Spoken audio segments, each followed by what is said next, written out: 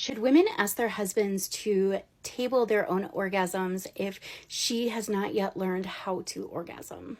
This commenter thinks it's not about who owes first, and that asking him to not owe until she learns is maybe unreasonable. And I can understand that perspective. However, we have a massive orgasm gap in this country. Men are orgasming over 90% of the time during a sexual encounter, while women are orgasming less than 50% of the time.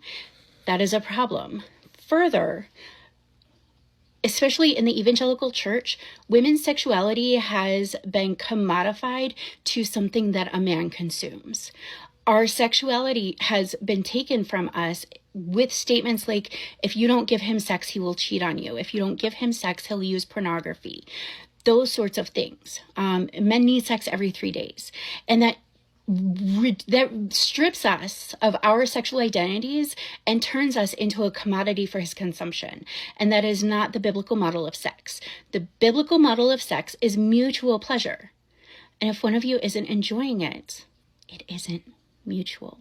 And so if a woman is having sex and not orgasming, there's a high likelihood that the only reason she is doing it is because she feels a sense of obligation because he needs it.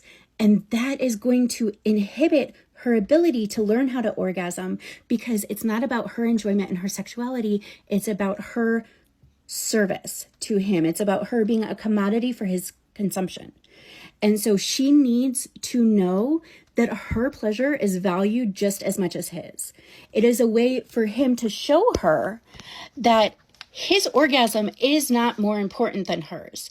It's a way to give her space to learn without any sort of pressure to perform. And I understand that if you have been told messaging like, men need it, blah, blah, blah, it can be really hard to have that perspective shift. But we need to start talking about female sexuality and empowering women to walk in their own sexual selves and not in relation to him. Yes, our sexuality is something that we share with him, but it is not for him. And that needs to be the shift, because we deserve good sex too.